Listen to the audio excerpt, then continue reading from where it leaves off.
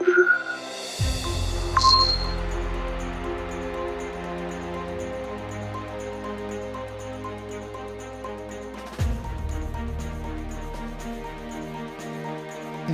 guests, good afternoon.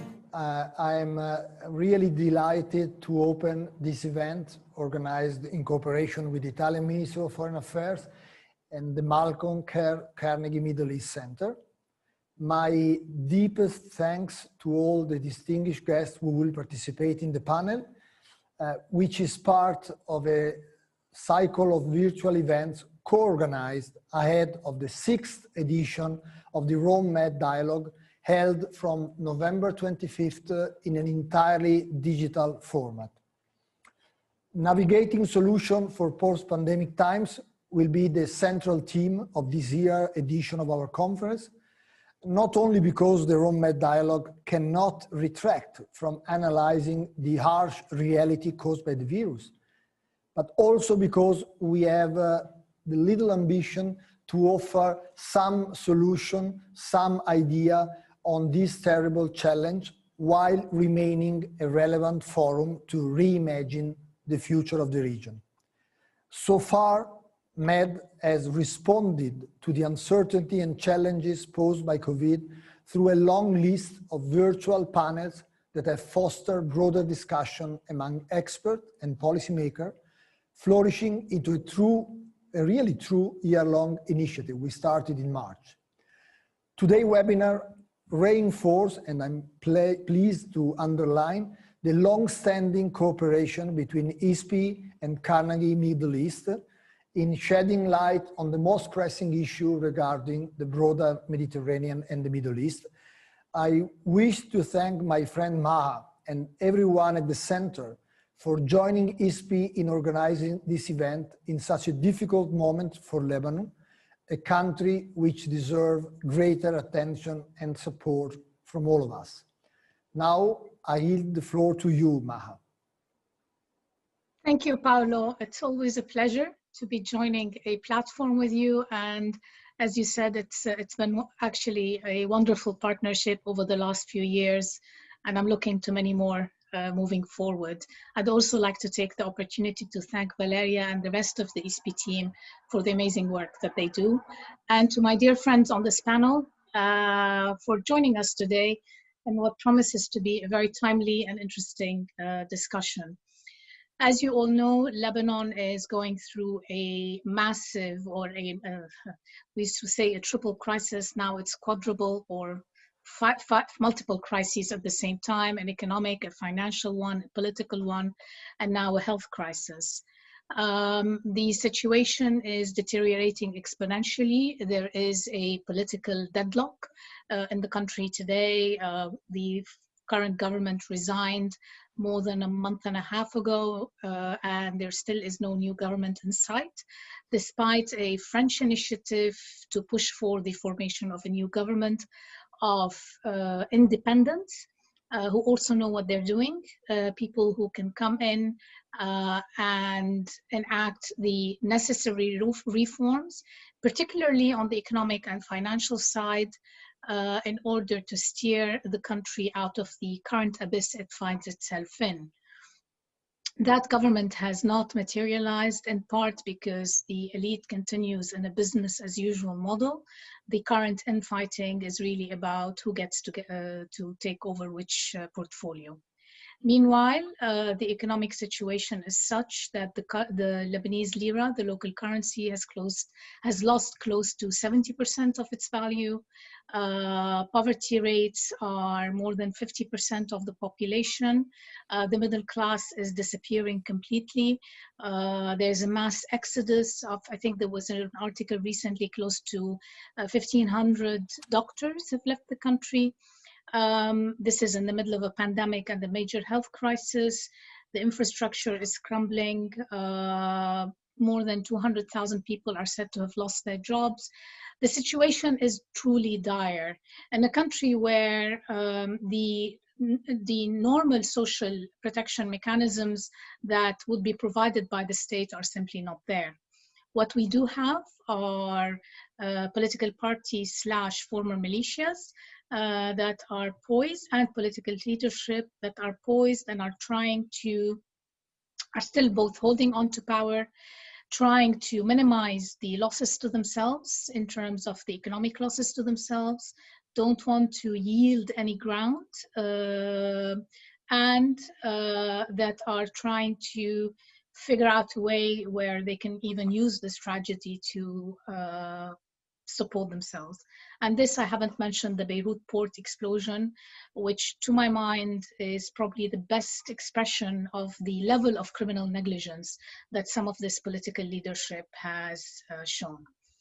Today with me on this panel, I'm sharing the podium with three wonderful colleagues. Randa Slim, who is at the Middle East Institute. Sorry, I'm trying to open up my, okay. Randa Slim, who is at the Middle East Institute, and she is the senior fellow and the director of the Conflict Resolution and Track 2 Dialogues program. Ishac Diwan, who is the chair at the Sciences in Paris, at the Sciences et Lettres, and at the École Normale Supérieure in Paris, Chaire d'Excellence. And then Dorothée Schmid, who is the senior fellow and head of Turkey and the Middle East program at the French Institute of International Relations. Today, we're going to begin with the headline of the moment, which is a kind of a commentary a little bit to get the views of our different panelists on the big picture consequences of the US election. So Randa, I'm going to start with you. Can you please tell us a bit more about what we can expect from the upcoming Biden presidency for the region and then perhaps for Lebanon as well? Good afternoon, everybody. Good morning for the US audience. It's a pleasure really to be today with the wonderful colleagues here, and thank you for ISPI and for Med and for the Carnegie Malcolm Kerr Middle East Center for the invitation. So, Biden is inheriting, President-elect Biden is going to be inheriting on January 20 at noon, a divided country. You know, the US elections definitely showed there is a high still level of support for Mr. Trump, although the popular vote for Mr. Biden is higher by some million votes than President Trump. But it shows definitely a divided country, but also a world that is increasingly in disarray because of a number of global crises. The pandemic on one hand, the economic challenges resulting from the pandemic, climate change, diffusion of power away from states, increasing governance challenges within state institutions, not only in the US, but also around the world. So domestic priorities, given where we are today in the US, will be taking a lot of President-elect Biden's time and administration as soon as they assume office. I think the priority of containing an out-of-control right now epidemic. We have, last week alone, we had 1 million new cases.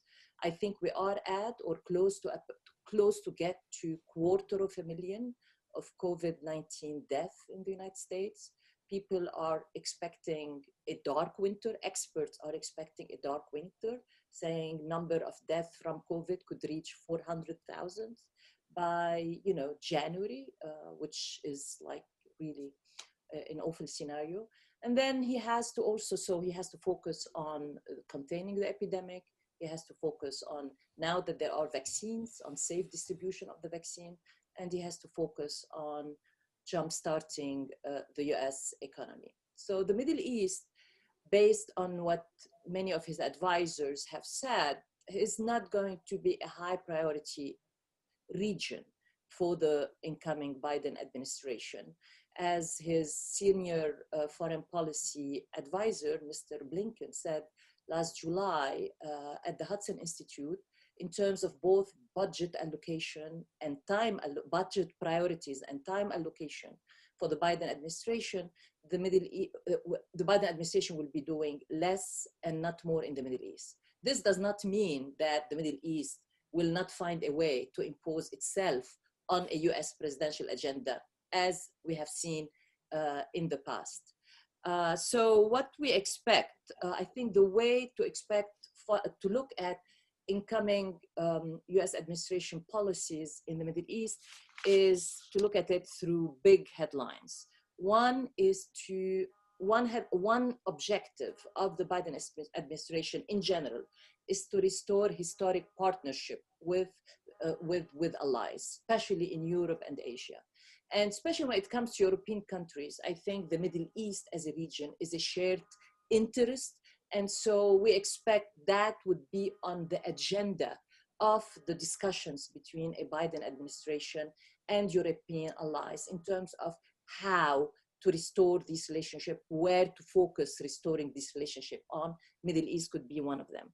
The second big headline is Iran. I mean, President-elect Biden has promised that if Iran were to recommit to its obligation, strictly commit to its obligation per the 2015 JCPOA deal, the US would also commit to its obligation, would join the deal.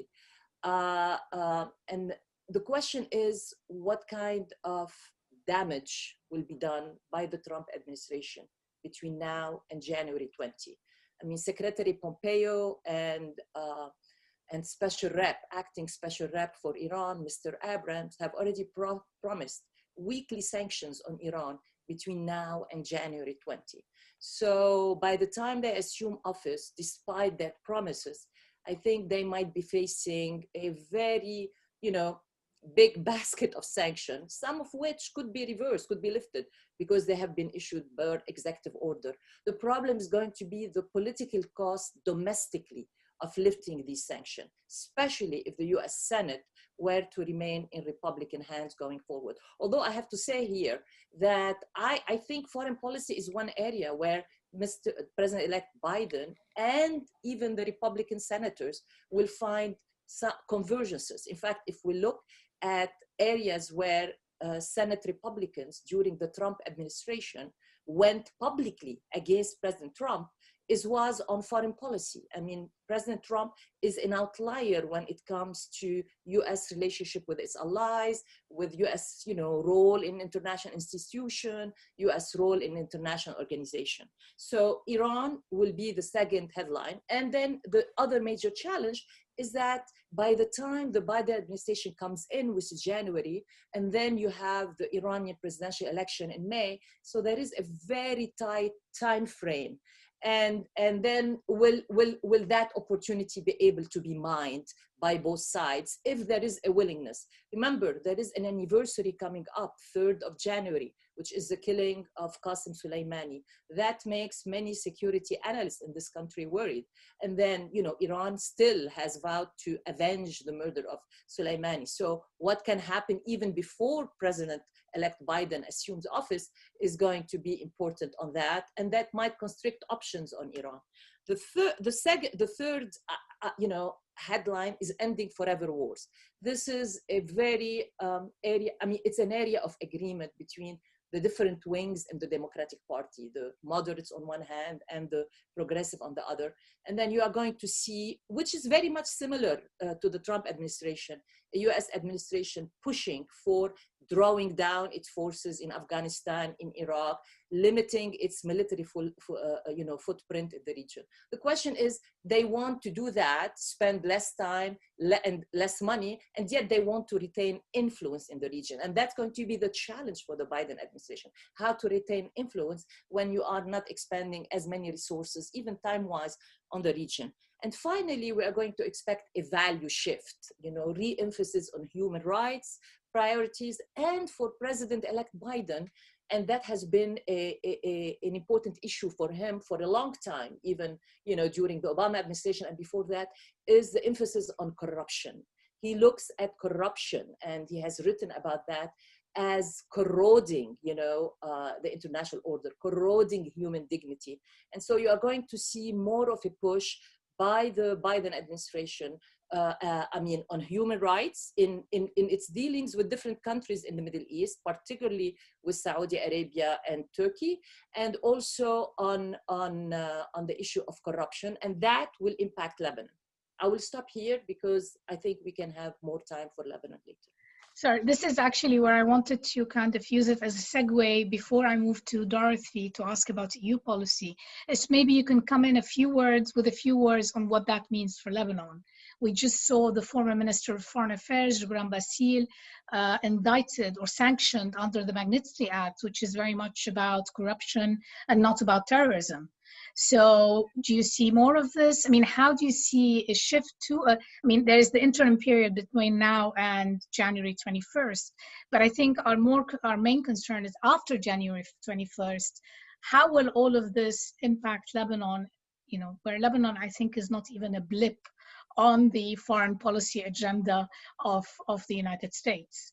Just very briefly, Renda, before we move to I totally agree with you. There is an existential crisis in Lebanon, but I don't think it meets the threshold of a crisis for the incoming US administration. The threshold of basically rising up in attention and time allocation for the incoming Biden administration.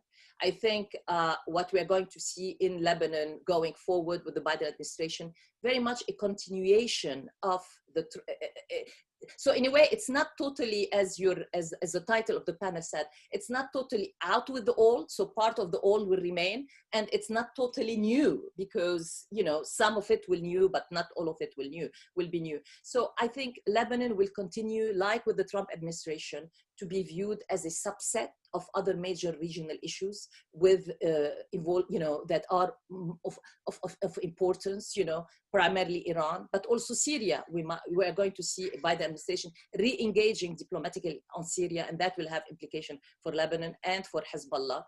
Of the East Med gas, this is an old issue for going all the way back to the Obama administration, and of course it's an important for the Trump administration. But also I think part of this file that the Trump administration introduced, which is normalization of relations between Israel and Arab countries, and so you are going to see a push on on the ongoing indirect negotiation between Israel and Lebanon maritime-wise on the maritime borders. And in fact, you are going to see also a continued interest in a file that the Trump administration has been, has paid a lot of attention, which is release of US hostages from Syria. And so, whatever parties in Lebanon can help on this file, I think will get US attention, and US officials, how to say, they don't get sanctioned in the interim. yes. Sanction. Look, I don't think a lot of the. I don't think sanctions when it comes to Lebanon will be lifted, but I don't think sanctions will be the only means by which the US will exercise its foreign policy in Lebanon. No, I agree. I completely agree. What I meant was, unless some of these figures who are helping out with these files don't get sanctioned in the interim between now and January 21st by the current administration. Oh yeah. Don't know what's different. Now and then. Don't know what will happen. Dorothée, let me move to you and ask you about the EU's role. And how is the EU's role in the region today compared to other regional global players? And will that role change in light of a Biden presidency? Do you see a greater push, a greater engagement, less engagement? How do you see things moving forward from the EU front? And I will be coming back to ask you also the Paris Initiative in a short while. Yeah. I always have the feeling that this question about the EU's role is a bit rhetoric, but and the other problem is, like, when I'm asked to in a sense answer as a French analyst, I feel completely biased because France has been extremely active, especially Emmanuel Macron, very active in advocating for a more strategic role of the EU, the building of a European defense policy and capacity, and so. The first thing probably to recall is that the EU is becoming more and more fragmented over a series of issues. And although I think we within the EU, different member states share priorities. We do not necessarily reconcile on the tactics, the outlook, the means that have to be deployed, etc. But the first thing is to say is that, of course, the election of Biden provided us with an immense sense of relief. I was absolutely amazed at how seriously the election was followed in France. It was like a matter of life and death, absolutely. Like people, of course, we're under lockdown, so we can spend hours and hours in front of our TVs, but we are sort of really suspended to the results of the elections in America. But this is combined with a very strong sense of disillusionment. I think there is a lot of deception vis-a-vis the America. And the day after when the results started to sort of clearly, legally lean in favor of Biden, you could see lots of op-eds going out saying, asking the EU not to, I would say, not to give up on their effort for strategic autonomy, especially in France, thinking about the world without the United States and saying that, in fact, things will never be the same. Like the Trump administration has just followed on a track that had been set by his predecessors, and that since even the Obama administration, the willingness of Washington to withdraw from theaters where they think they're not being rewarded for any efforts, or their presence is counterproductive, or that it backfires at the internal situation in the US. So there is the idea that America wants to retreat from the world, or to probably to focus on other regions, and then we'll be left with the Middle East. And clearly, the assessment is that our priorities in the region are different from the American ones, and there is a sense of transatlantic divergence. And this also adds to the fragmentation that I was alluding to within the EU, because there we see the divide growing between the French and the Germans. As you know, Germany is a much more Atlanticist nation. They do rely a lot, they do trust a lot the United States in providing the strategic safety for Europe. And the French do not necessarily share this assessment, this vision, this outlook. And we see this growing on specific files, I would say. And Lebanon is probably one of the issues where we saw there was a feeling in France that French effort had been undermined by some action from the Trump administration, and there has always been some latent competition between the French and other administration in Libya. And I'm not only talking about the Italians or within the EU, but also there was some dissatisfaction in Washington with some French trying to make their way into organizing peace talks in Libya that were thought to be totally untimely, etc. So what can we hope for in the future? And I see when some analysts are thinking about how to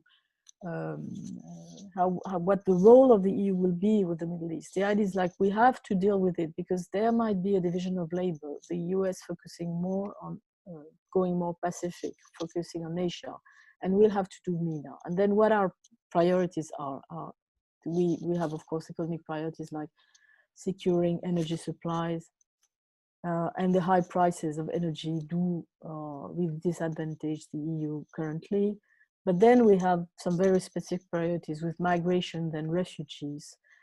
And the latest new alert was with Islamist radicalism. I mean, the latest attacks in Europe, especially in France, especially as big, we're just coming into the second lockdown.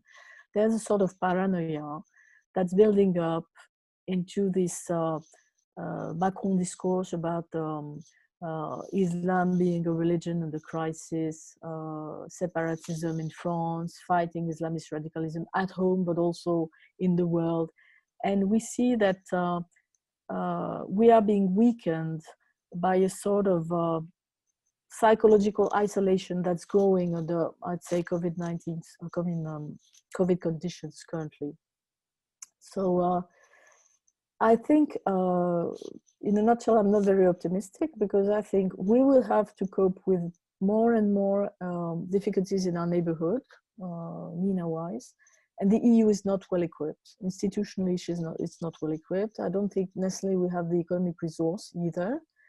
We have clearly a lack of strategic outlook and capacities, and I'm really worried about the dispersion of European efforts, and especially what I feel as the growing divide between France and Germany in the way we should look at the region strategically.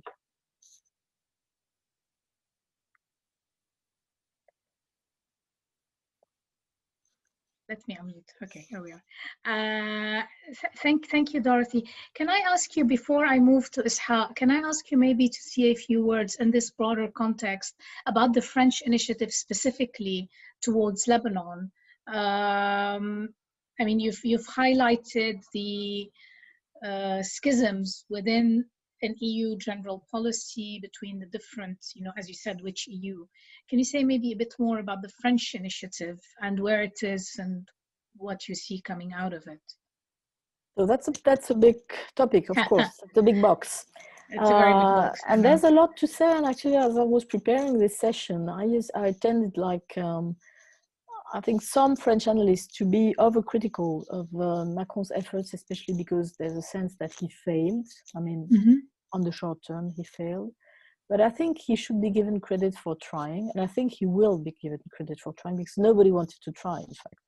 And the idea is that French felt legitimate at the same time for historical reasons, but also because Macron has, I think, he's building now a sort of, he has a strategic mindset about the Middle East. He's been everywhere this summer. He's been at Libya, Lebanon, Iraq, the East Med. So he thought it could not stay out of what happened in Lebanon. But what was in France seemed sort of completely alien is we had seen the president struggling with the COVID-19 crisis inside France, with a constant, contest that they were not competent, that they were completely sort of drowned into the social difficulties here. They could not impose any solution. They had no idea, no clue about what to do. And then suddenly Macron comes out of the box and travels to Lebanon twice, and he looks, super in shape, and he's so triumphant. And then everybody was looking at that with very a lot of incredulity. Like, we could not believe it. What were they doing?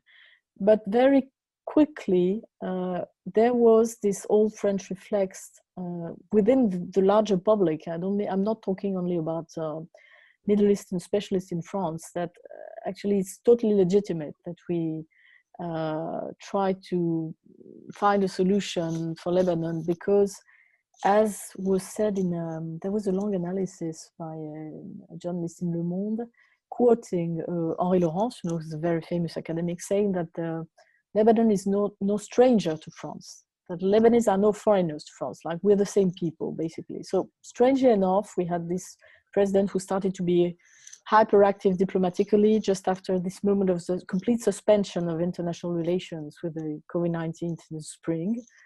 And then we wonder why he went to Beirut twice, and then everybody agrees, okay, you can do that. There's complete trust that he will find something, he will manage something. And then he sort of fails, but he does not completely fail, because actually he exposed the problem. I mean, he clearly set out the roadmap publicly, and which is something that was completely, I think, useful, in fact, and to make public that we know the problem is with the corruption, clientelism, old style politics in Lebanon. Now there is this economic crisis. We knew that Lebanon was collapsing economically, but now there's this new political crisis. So you have you will have to do these reforms, but then you have to be serious at it. Okay, this used to be discussed in very close circle. I mean, who knows about what was discussed within the Cedre conference? Who knows about Cedre? And Cedre is something that the French organized, that they engineered. I don't mean that they manage to do it, but at least I think their role is probably to try and convince everyone to come together to find a solution. Now, I think the next step, because I know that what's been reproached to the French, and that was one of the questions that was asked preparing this panel, is do French efforts actually come out what the EU has to do, and Josep Borrell saying that Lebanese civil society has to self-determine and decide, the Lebanese have to decide for themselves. But I mean, there was a call from some Lebanese from outer intervention and from outer help. It's only that I think France is not on the right scale. You cannot separate, of course, geopolitics from economy in Lebanon. And Macron tried to solve the situation in a very technocratic way. I think he failed at the same time because probably he was advised by people who are very old school, people who were used to how Lebanon functioned like maybe 10 years ago, or who did not actually took the seriously enough the degradation of the situation for the last, I say, 2 years, especially the economic side and the social side of it. So we have, the old view of Lebanon. We had a very technocratic approach, clearly, and we overestimate the relevance of our strategic capacity, whereas you cannot compartmentalize. I mean, of course, Iran is difficult to, keep out of the picture even when you discuss technocratic reforms in Lebanon.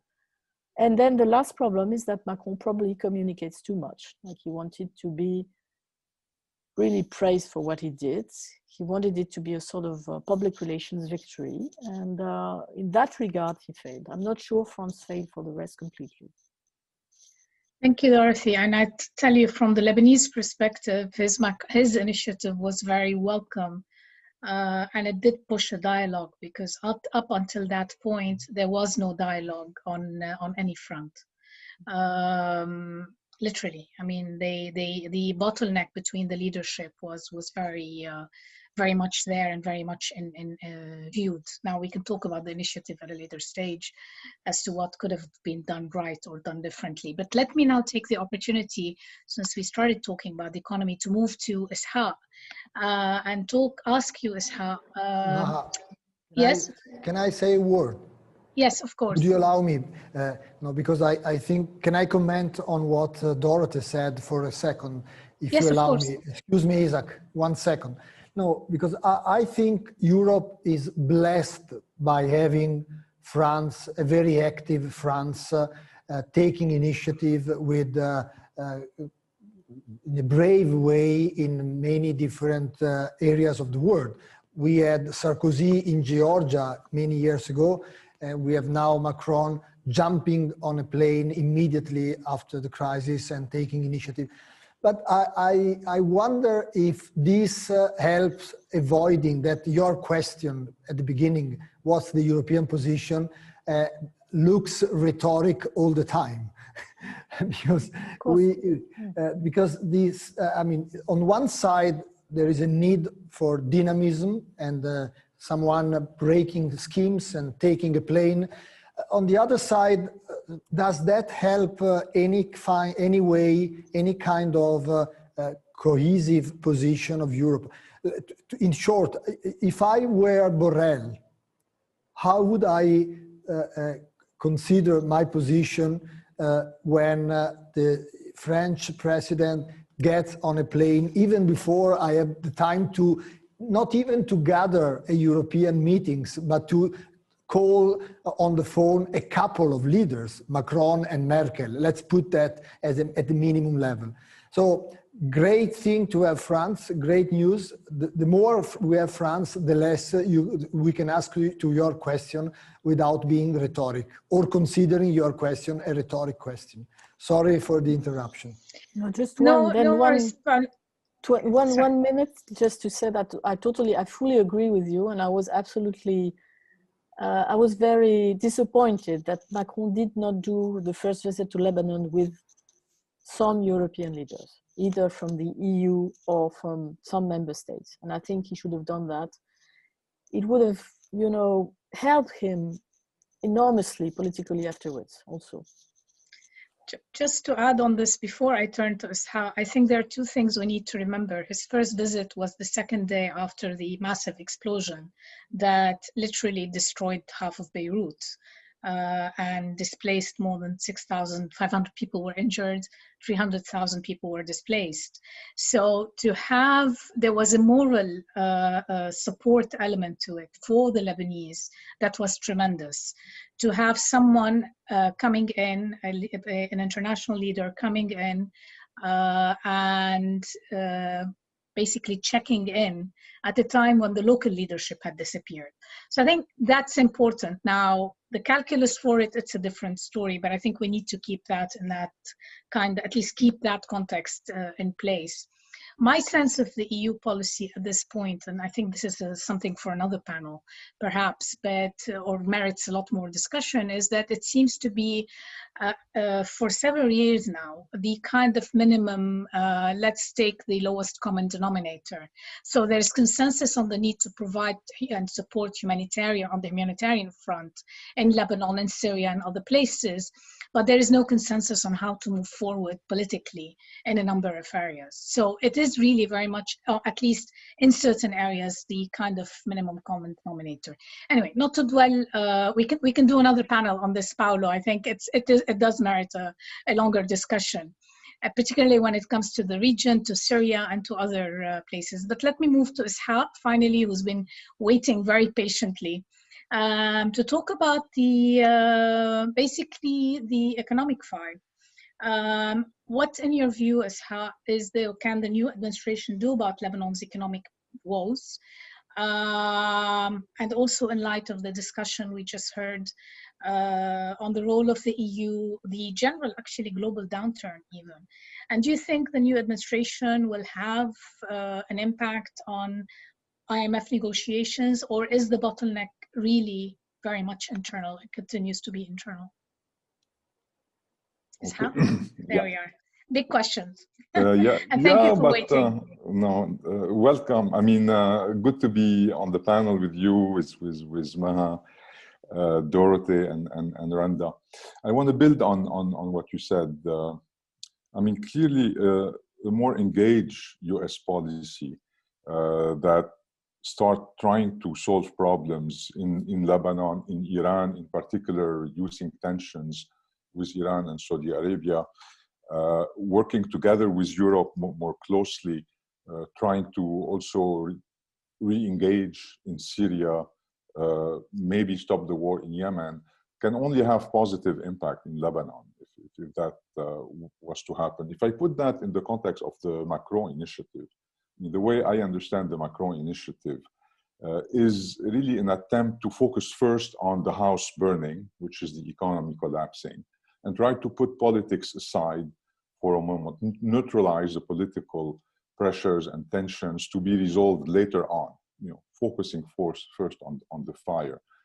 And really the reason it failed is that he couldn't neutralize the politics. The region is too polarized. Hezbollah is too eager to be part of the government in order not to be attacked through kind of saving the economy. That proved impossible. But I think the basic structure that Macron put together makes a lot of sense. It's trying to put all the political leaders around the table, agree on the minimum that needs to be done, and then hire a technocratic government to do it. He failed on the second front because the government could not be technocratic, and what Saad Hariri is trying to do now again is to put together a wealth sharing arrangement which has failed in the past to reach any of these tough decisions that need to be taken. So in which ways could this new international environment help Lebanon? I think really in three ways.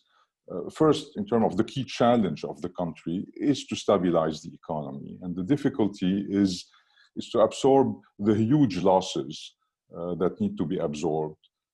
Incomes falling, wages, imports, and wealth also having to adjust. Huge debt reductions are needed. Debts are about 3 times current GDP. And it's important to realize those are mostly internal debts. And so reducing those debts to make the state solvent again, to reopening the banking sector, involves domestic creditors accepting that reduction. So it's a very difficult challenge. And to help that challenge, providing liquidity support would ease that burden in the short term. And the IMF alone cannot do it because the Lebanese quota are rather small. So if we can think of a coalition that this new environment would allow, and I'm being optimistic now, with the GCC, with the US, with Europe, together around the IMF, perhaps some kind of a construction led by France and Europe, that would provide a more serious environment for those mega stabilization efforts. And I think the Macron bet, which is to isolate politics for a while, leave it for later, neutralize the Hezbollah issue in particular, which couldn't work because the US and Pompeo in particular did not allow that to work. Within a cooperative solution, that becomes more possible. And that is necessary for any solution. I mean, I would say, no optimistic scenario can happen without coordinated external support. At the same time, I would end by saying nothing will work without internal coordination and internal solidarity.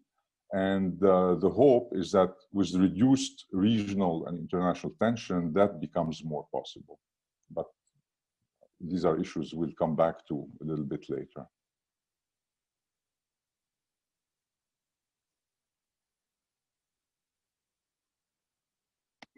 All right, thank you, Ishac. I'm going to come back to Randa with a couple of questions on Lebanon before we come back on the economic issues as well. Randa, if I can come back to you and ask you a little bit, and actually as I'm asking the question, I'm going to also weave in a question from our audience, is in the complex equation that you've already outlined at the beginning, what is your assessment of the Hezbollah variable? What are the expected US talking points in whatever upcoming discussions or negotiations with Iran that may come up? And is there a role for Lebanon? Well, we'll come back to this in terms of a role for Lebanon to address some of the structural issues. And here, if you could also comment a little bit about on the maritime discussions, delineations, particularly because in trying to understand what the delineations mean, not only on the political front, but also possible economic use down the road. Yeah, in terms of Iran, what President-elect Biden promised is a credible path to Iran back to negotiation, but on the condition that Iran will recommit to its obligations. And we have seen the latest IEA report in terms of the European stockpile, where it is, the low-enriched uranium stockpile, which will need time, time to be processed into bomb-grade material. But now the expectation is Iran is, by spring, it can have access, it can have a nuclear weapon. And so we have seen also reports from by the New York Times yesterday of the Trump administration and President Trump himself now asking for options, of what to do to scale back that nuclear program. Supposedly he has been, advised, or he has been persuaded by his advisors not to engage in any kind of military strike against Iran's nuclear facilities, particularly Natanz. But we don't know again until 2020. I think with terms with Hezbollah, look, also what President-elect has said, that they don't want to, if they were to enter into negotiation with Iran, if there is this opportunity that avails itself, they just don't want to go back to where Secretary Kerry, left the deal with. I mean, remember, a lot of these officials who are coming with President-elect also were part of the team that negotiated the 2015 JCPOA deal. And there have been lessons learned from that experience. And so these lessons learned are in a way coloring their approach to Iran. And their approach to Iran is now saying, yes, we want to, to revive or rejoin, the JCPOA 2015 deal, but on condition that it will lead to something better, and President-elect Biden said, we need to use this platform, this negotiation platform, if it avails itself, to address other issues that, concerns the US and concern US allies vis-a-vis Iran, particularly its ballistic missile program and its regional destabilizing behavior in the region. And herein comes Hezbollah. So I think Hezbollah will be put on the agenda. And that's going to complicate the nuclear negotiation, because as any person who has led negotiation knows, once you start piling up issues, and it makes negotiations extremely difficult. And so I'm not sure that we will be able to revive the 2015 nuclear deal if all these other issues are put on the table. But it looks like the Biden team would like to put these other issues on the table. And it could be a matter of sequencing, we start with the nuclear, rejoin, and then move into strengthening the nuclear deal, especially in terms of its sunset clauses, and then, put the other issues on the table, destabilizing behavior. Hezbollah. I don't think Hezbollah will get a pass. The Biden team has made it clear that the approach to Hezbollah will not be different from the Trump administration approach to Hezbollah. The difference is going to be in what are the means to implement these policies. So it's going to be, again, less sanctions, but also more diplomatic engagement with Lebanon to deal, internally with this issue. It's going to be a tough going for Lebanon, in my opinion. And whatever Lebanon will require from the US will need time for the US to get its diplomatic somehow, game going on Lebanon. And that's going, I don't know if, Lebanon can afford the time. And that's going to be the issue, that with this administration, eventually it will get its act, on Lebanon, but it's going to require a lot of time, and it's going to require a lot of diplomatic capital. And that's where the EU, France comes in, in terms of creating opportunities for the US to up its game diplomatically on Lebanon going forward. On the maritime border negotiations, I think these are going to be dragged. My feeling about, and that's my perspective. Maha, you are in the country, you are a better judge of what this is going to be. I think this was the decision by Hezbollah to lift its veto, and there was a veto. Remember, the framework for this negotiation was agreed upon in 2019, when at the time Assistant Secretary David Satterfield was doing this negotiation between Lebanon, indirect, shuttle diplomacy between Lebanon and Israel. The framework that was announced recently by Mr. Berry, which allowed the negotiation to start, was agreed upon in 2019. It took all this time because there was a Hezbollah veto. It got lifted. And in my opinion, it got lifted basically to dangle a carrot to the Trump administration, awaiting the US elections and hopefully a Biden, presidency in the future. Thank you, Randa. Dorothée, let me move back to you on the same question on Hezbollah. Even though we've said there is no clear which EU are we talking about, but will the policy towards Hezbollah remain more or less the same moving forward, or do you see a shift on that particular file? And how will that impact possible, or will it impact possible support for Lebanon on the economic front?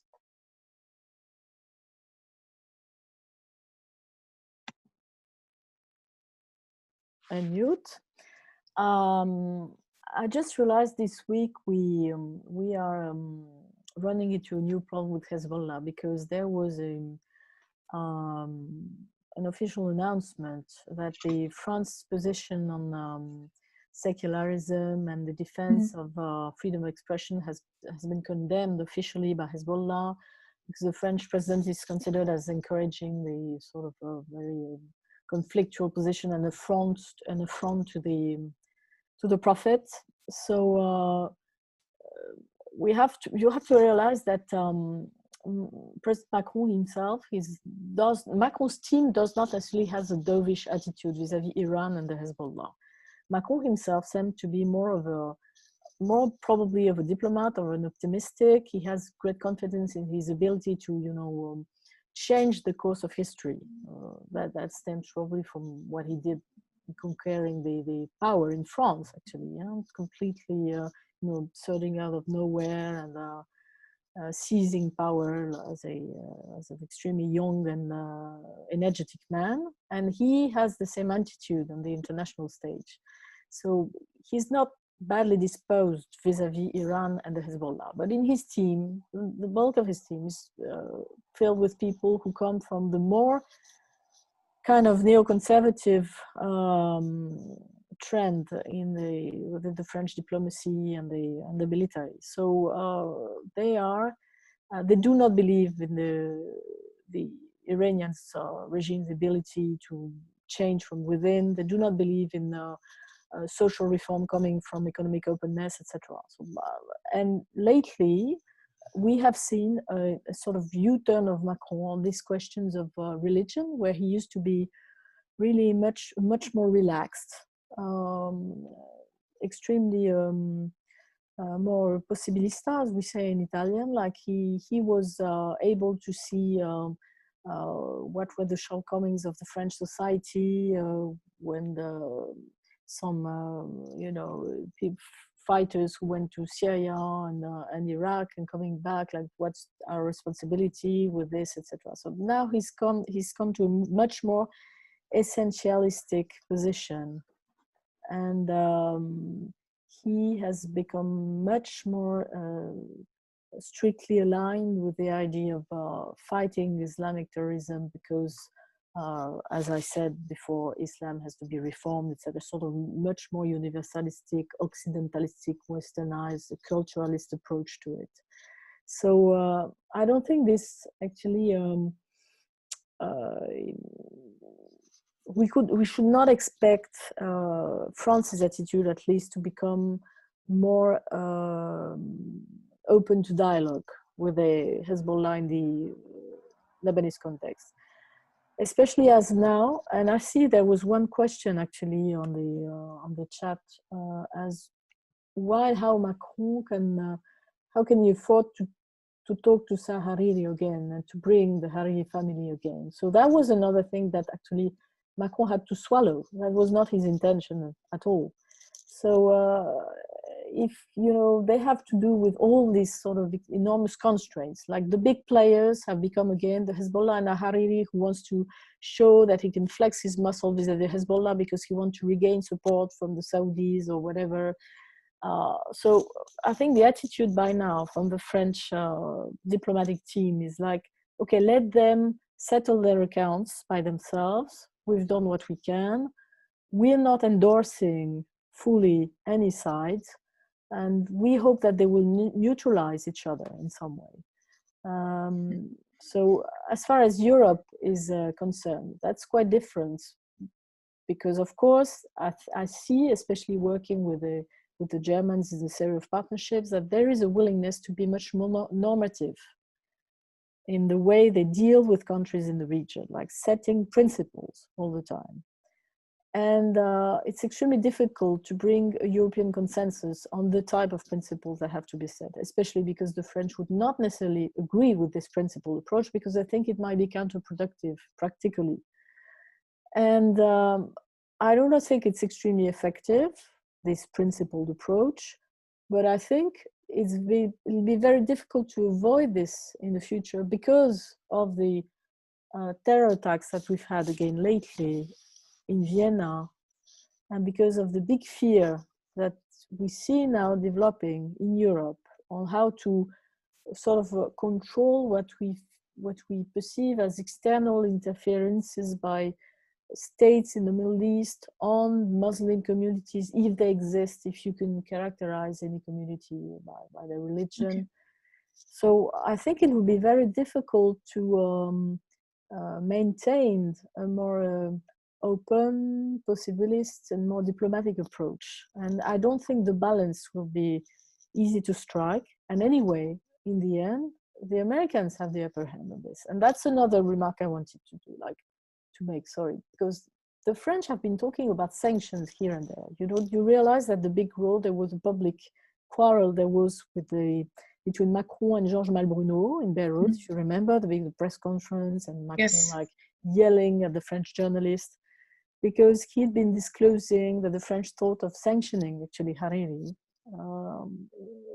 The French have been playing with the idea of sanctions because to them, I think it's the instruments of big players, because it's the Americans who do impose sanctions. So in the end, it's always like we're bluffing, we're thinking of sanctions, but we'll never do it because we don't have the capacity to impose it, to have it respected, etc. But we want to threaten people with this, but we know it's the US who do it. So anyway. I think this is where the carrot and stick approach that people assumed was embedded in the French initiative, that it was a French-American initiative, not just a French initiative. But let me move back to you, Ishac. Given this very complicated foreign geopolitical and kind of political context, where do you see Lebanon on the economic and financial front? A year ago, almost to the TNE, we put out the 10-point plan to avoid the lost decade. Where are we on that plan? Is it still viable? What's the way out? I think it's still viable, and it's still necessary. The 10 points that we recommend are still very necessary. And none of them have been adopted. I mean, what's striking is that no policy have been taken.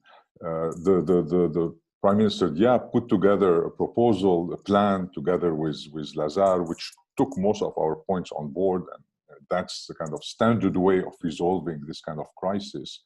But then there was a very strong pushback from the economic and political elites. And since then, nothing has happened. The audit of the central bank has not moved forward. There is no no law on capital control, so the rich can still legally get their money out of the country when anyone else with a bank account cannot access their funds. It's really important, I think, in our discussion to bring back the economy, centrally as it should be. The current no strategy is actually a strategy, and it's a strategy of pushing implicitly all those huge losses slowly over time to the middle class, which has to take out some money from their dollar bank accounts in Lebanese pound at a very unfavorable rate, which gets done through printing liras, which devalues the currency and get this money eroded very quickly. It's a way of absorbing the losses that is terribly inefficient. You can calculate kind of back of the envelope that the trap in which Lebanon is now, the kind of path in which it is, basically burns about $1 billion of income per month. It's terribly inefficient. Now, Hezbollah is at the center of everything you're talking about politically, but Hezbollah has a big dilemma. It has external interests, but it also has internal interests. It cannot be happy with its relatively poor constituency bearing the burden of that very inefficient and unfair adjustment that leads nowhere. It can only lead, if it continues this way, to a failed state, to a decade of poverty and misery. And it is at the center in the sense that it has supported this power-sharing agreement with ON in terms of Christian cover, with Hariri to protect its weapon, with Berri as well. And these are the main beneficiaries of the current regime, of the current political strategy, which basically is about the economic elites unwilling to absorb the losses in some organized ways, to get the state creditworthy again. I mean, the state cannot borrow, it can at best print money, and it has a huge deficit, and its employees in real times now earn 1/3 of what they used to earn. It's totally unsustainable. so really the only way to sort this out is for the elites to accept these losses, accept to hit on their wealth so that the state can function again, so that the banking sector is clean and can function again, and Lebanon can start growing like Greece did from a low base, but with a stabilization followed by improvements over time, hopefully a change in economic model. All this would benefit Hezbollah if it knows that it could somewhat protect its core external interest, its weapons, in any form, political form, outside the current power sharing arrangements. And so, you know, all these external developments are very important in pushing it to potentially change strategy. Otherwise, you know, we are moving very fast I think at least what has happened has exposed the fact that there is no state per se in Lebanon. No decisions can be made in this vetocracy. Just in terms of comparison, Ecuador had a debt crisis in March. By June, it had a rescue plan together, and it's already growing back. And here we are in Lebanon a year after, with nothing having been done. Just on this note, can you perhaps describe a little bit the kind of future scenarios we're looking at of continuing along this path of policy making by no policies through no policy making? I mean, the fact that no action has been taken is in and of itself a policy. As you said, pushing the losses on the middle class and on the poorer classes. Where is this, I mean, the kind of devolution we're looking at? And then from there on, what would be your proposed priorities for the next government, which is supposedly in the making? Well, I mean, I doubt that the Hariri government would be able to make the tough decisions. I agree. That are required to really put the country on a path to recovery. I think there are a few things he can do. He could certainly start on the rehabilitation of Beirut. I mean, there is the feuille de route of Macron that was supposed to be easy things to do for 2-3 months until there is a Paris conference. That probably would become the Hariri plan. And on top of that, is to get organized for rehabilitation of Beirut with money going directly to the people, very much with civil society, and the World Bank with the UN are putting such a vehicle together. So he can focus on this. He can focus on a few other elements, you know, minor elements important in the long term, such as improving the procurement law and the like. He'll get stuck on the audit of the central bank. There's no way he'll let that move. So even if he would be willing to share his own wealth, since his bank is also at stake, I doubt that the other big actors, big Sunni Christian capital, Amal capital, would trust him to lead a movement that share losses among the big economic elite. So I don't know. I guess the best he could do, if he is really pressed, to go beyond the current, what we have called, and we have warned against in our 10 points plan, the lirification strategy. You know, that strategy of allowing depositors to withdraw money in devalued liras. He could do that on, if really pressed, he may want to think of doing that on the whole stock of deposits. That would be one way of solving the debt problem. With catastrophic, even more catastrophic implications for the country and for the, right. I mean, what they're doing now anyway, but. No, if he does it on the whole stock, which is something Argentina did in the past, it's easy to do. So with his ally, the head of the central bank, he could do it without requiring big legislation. It's better than nothing, but of course, it's much worse than a well-organized debt resolution of the type that the IMF would push, which, funny enough, in Lebanon would be much more fair socially than what is happening right now. So he could do that, but it would take a lot of muscle from his part because the street would rise in anger, clearly, right? So it would take stamina and muscle that I don't think he has. So a priori, I think it's a government that would do little things, but would see the crisis deepen. And the need for an alternative approach would remain. In my mind, the alternative approach is actually what Macron has in mind. The prerequisite for it is to be able to neutralize politics, political issues, tough political issues, such as Hezbollah's weapon, at least for a year or two, so that a technical, let's not call it technocratic, technical cabinet could actually execute an agreement, something agreed by all the political actors, something they cannot do because, as Randa was describing, once they negotiate in economics, then other issues come in and it becomes impossible to reach any decision, which is why Lebanon got into a crisis, into the first case, a crisis we've seen coming over the years. So the Macron strategy would be the right one, at least to solve the short-term issue, the house burning, with a technocratic government, if the international conditions allow to neutralize the Hezbollah and other very hot political issues. Now, this would allow Lebanon to stop the house burning, but not to recover.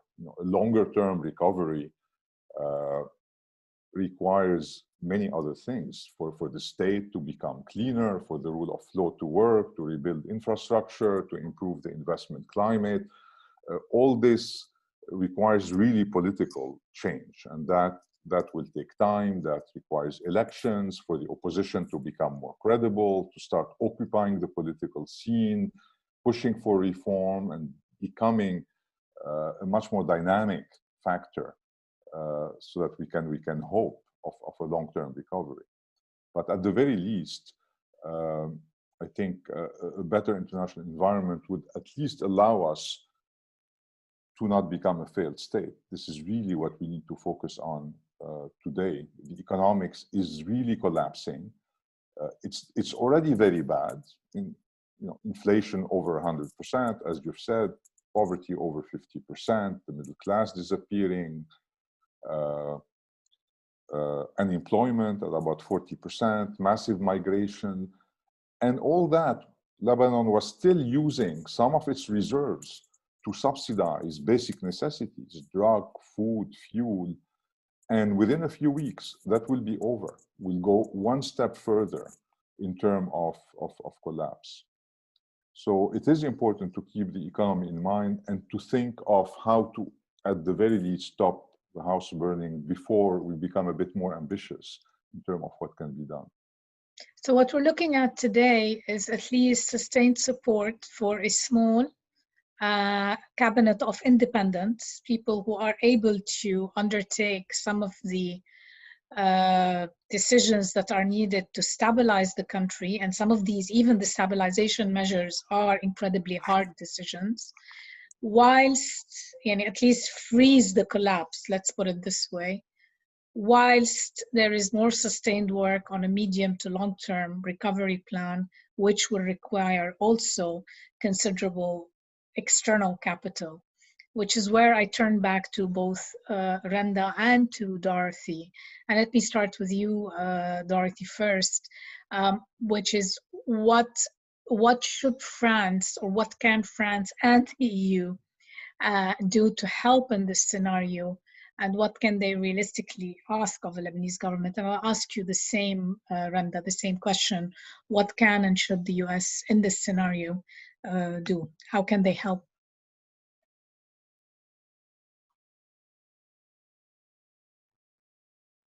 Dorothée, we can't hear you. Yeah.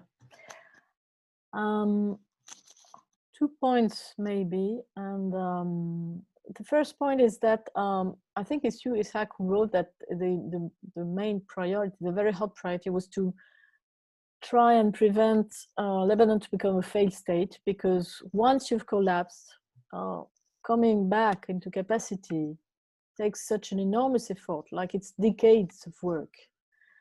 And you know, we'd been talking about Lebanon for years as a quasi-failed state that kept on working on some sectors of public work kept on working. There were areas where the state was still functioning, but there were many areas where it was so degraded that it was a unique case of something intermediary. And then we have this in other places, probably in the Middle East. But what we fear is a failed state with extreme external interference from big players that will not allow even any reconstruction, any rebuilding, any other structure to be built. Like maybe we could say we have in Iraq, of course, like probably Syria is becoming, etc. So I totally agree with you that you have to avoid this situation of a failed state. But I'm absolutely amazed at the fact that nobody was interested in Lebanon anymore. You know, there was like they get no financial support from any Gulf country anymore, so they're lost, etc. But then when the crisis gets hotter politically and geopolitically, then everybody's back, and it becomes completely impossible to disentangle, you know, these geopolitical stakes from the political ones, from the economic ones. So I agree with you that you have to absolutely try and separate the economic reforms and try to focus on the sustainability of economic reforms, etc., separate it from the political difficulties. But then you have the geopolitics coming to basically ruin all your efforts all the time. So this means probably that a solution will come from a third party, an external monitoring of reforms, but it cannot be done, of course, by one single country. This is why the leadership of France is so ambivalent, because it's being over-criticized, just like American influence in the region. You know, when any player is too exposed, it becomes inefficient and super criticized. So this is where probably the EU may have a role to play, but the EU itself cannot do anything because it doesn't have the capacity to engineer the big pack of technical financial reforms that you have to do in Lebanon. So I see that they should be teaming up probably with the IMF at some point, but then you will have to have maybe the EU or some states or some third states being able to guarantee that the political reforms will be done so that the money can be, you know, liberated, because the IMF up to now doesn't want to commit to anything because they do not trust the political elite in Lebanon to do the reforms. And my second point was, because the first point was that it's external monitoring, and that's a question to Ishac actually. When we discussed Lebanon like 6 months ago, like before the Beirut explosion, because before we came to a purely humanitarian situation actually, which is in fact an opportunity for the EU. You know, this is normally where we are good at. Before that, I thought, okay, we've managed to do this with Greece. I mean, the economic situation in Greece, it has taken time, that we've imposed a period of extremely severe austerity, but it has been externally monitored and very fine-tuning all the time. So could we find a solution with external monitoring for Lebanon? I don't see any other way for these reforms to be implemented. And the second point was about Macron's strategy. I think there's a very important thing about the public relations side of it. Like I said, maybe he's done too much communication, etc. But I think that was part of the strategy, was to expose the situation in Lebanon. And there's one symbolic point that's also very important from a strictly financial point of view, which is the secret bancaire, bank secrecy. You said they will never be able to do the auditing of a central bank. Come on, this is central. This is central not because it's a central bank. But if you don't do that, you never get the money. If you don't have this properly, seriously done, it'll be very difficult. So exposing the small trafficking from within the Lebanese political arena maybe is also part of the strategy. Like the whole world was not necessarily completely acquainted with the subtleties, you know, the internal clientelism in Lebanon, etc. And I think probably you need to make people accountable up to a certain point before you'll be able to get the trust of the people who have to lend money, because you need money, and money will come from the outside. But Dorothée, I don't think there's any disagreement on the need for monitoring, external monitoring. Anyway, we can how come do you back to do this. it? How do you do it? What's the mechanism? The mechanism for structure? it probably will have to be something external and internal at the same time. This is what we've been advocating. But the challenge really is more in terms of what you just mentioned, getting the political elite to agree to a central bank audit, among many other things. Getting the political elite to agree on a burden sharing, you know, a burden sharing of losses between them. These have been the, sorry, Ishac, come in, yeah. Just one before we point. go back to it. My point Sorry, was but just because about, we're running out of time. My point was we're just running about out of time. We need transparency. to, Okay. sorry.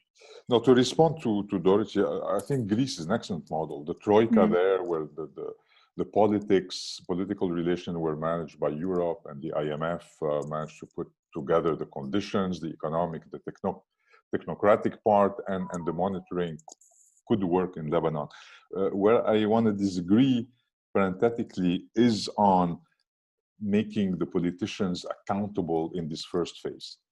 I would, of course, love that, but in reality, I think this is the contradiction in the Macron plan that really contributed to its failure. It's not logical that you want to save the house first while you're actually exposing the key political interest, the key corruption, which is at the heart of Lebanon, but which you could not solve immediately. If you put that in front, nothing will happen. The elite will protect their interest and would let the country burn. I think Macron had this weakness of putting that in to satisfy the street, you know, believing that it will not happen. It's not required for an IMF program. What you need to is account for how much reserves there are, the flows of funds, but not where they come from and which corruption they are hiding. I think that, unfortunately, may have to be left for a second stage. Thank you, Ishac. Randa.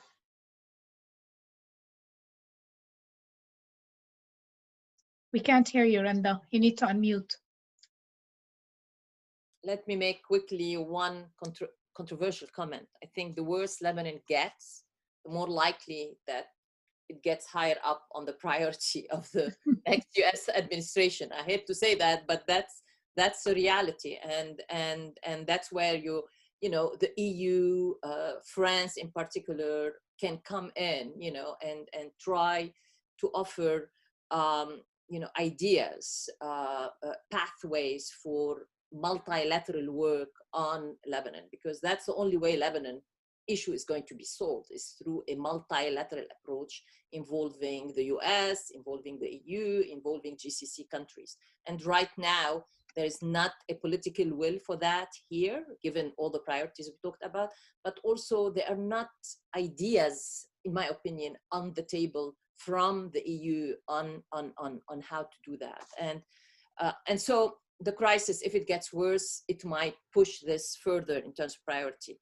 I think building on what you all just said, a colleague of mine and I wrote a piece for Foreign Affairs in August, in which we are proposing the establishment of a, you know, of the international community coming together and basically having a compact with Lebanon, but a compact that is unlike what, for example, we did after the war in Afghanistan, and after the intervention in Afghanistan and the war in Iraq, that is a bit removed from Lebanese jurisdiction because of all the concerns of corruption and the challenge and the demands of the Lebanese citizens. We called it the International Beirut Reconstruction Authority, you know, to be led by an international figure who has been involved in similar efforts following disasters, you know, around the world. And it's based on establishing a compact with the Lebanese government that condition aid on performance. And and there are models, you know, at least within the U.S. administration, we are arguing, or within the U.S.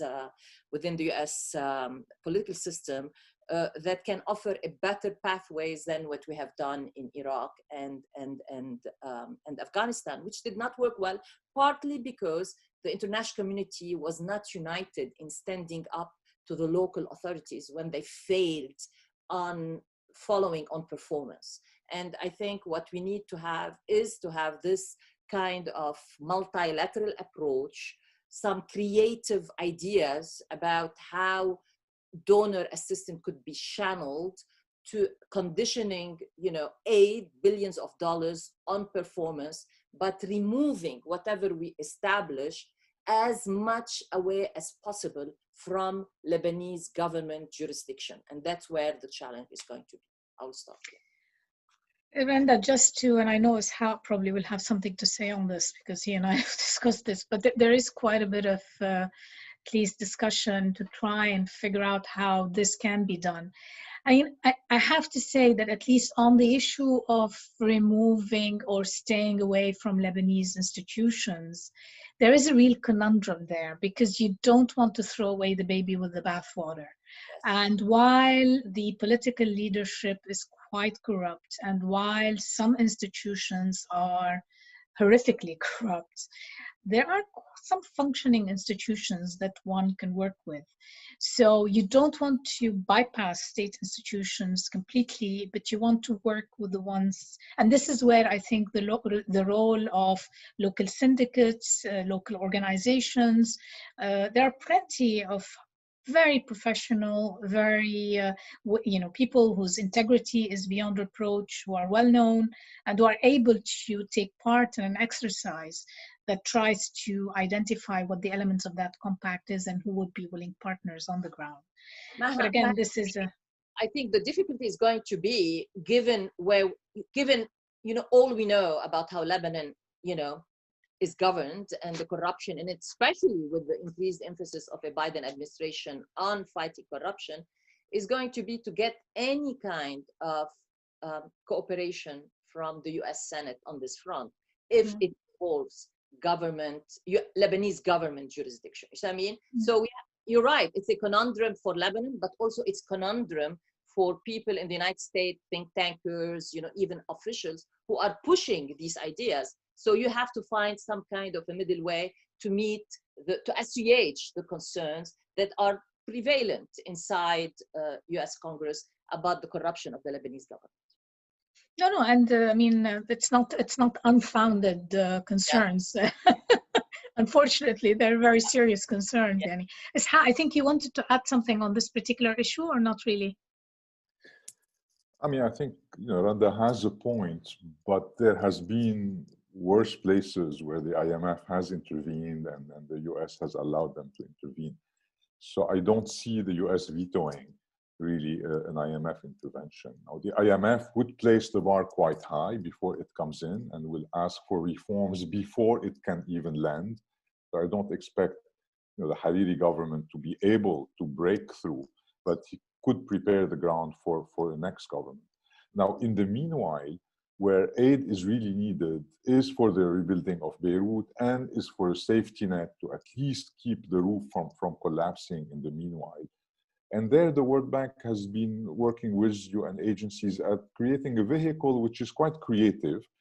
It's kind of following on Macron's populist promise to the people when he was hugging them in the street to bring aid directly to the people. So it's a multi-donor trust fund that works very closely with civil society group in terms of its governance, its execution, and its checks and balances. And society doesn't work directly with government, but involves the good government officials that Maha was talking about at various levels, in the municipality, in particular institutions, to make reforms good for the rebuilding of Beirut.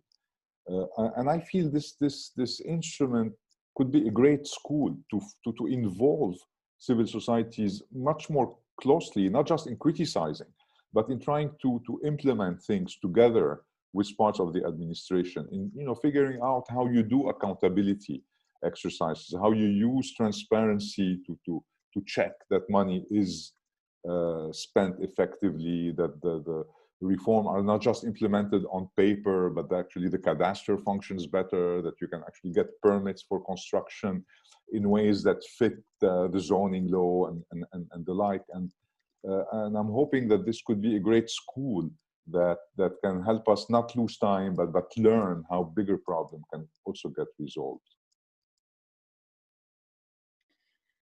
Okay, thank you all for great answers. I'm going to, since we have well, no, actually we're at the end of the panel.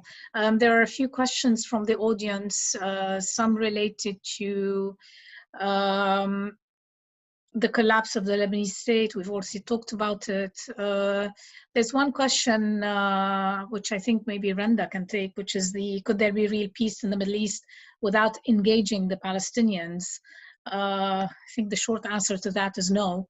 I suspect that Randa and I would agree on this, how. Something about remittances. Yes, the remittances have gone down. But at the same time, I think the one thing we've seen is the remarkable people-to-people support. And I think maybe we'll end the seminar here just on a bit of a positive note, which is what has emerged, particularly in the aftermath of the collapse, but even more visibly in the aftermath of the Beirut explosion, is the tremendous people-to-people solidarity that we have seen between the Lebanese, both those in Lebanon and the diaspora, but also between external, non-Lebanese and the Lebanese. The support has been overwhelming, and I believe that given the state of the collapse of the country's institutions, many families would not have survived until now. Their homes are being fixed. The situation is still dire, don't get me wrong, but that solidarity has really helped sustain the lives and the livelihoods of countless families in Lebanon. So, and there is a vibrancy on the ground, which we didn't have a chance to talk about today, but which is also quite remarkable. And maybe one last comment on how far things are changing and have changed in the recent university elections that took place at the Lebanese American University, but also the American University in Beirut, the student elections. The resounding win was for independent candidates. Candidates not affiliated with any political parties. And at the American University of Beirut, it's the secular club. So this gives a bit of a flavor in terms of where the youth of the country are going and what their thinking is. And again, holds promise for the future of this country as we muddle our way in that direction. I want to thank you, Randa, Dorothée, and Ishac for a wonderful conversation. Thank you for joining us on this panel, and for Paolo and ISPI for great partnership. And I'm sure we'll be connecting again on yet another panel somewhere down the road soon. Thank you. Bye. Thank you. Bye-bye.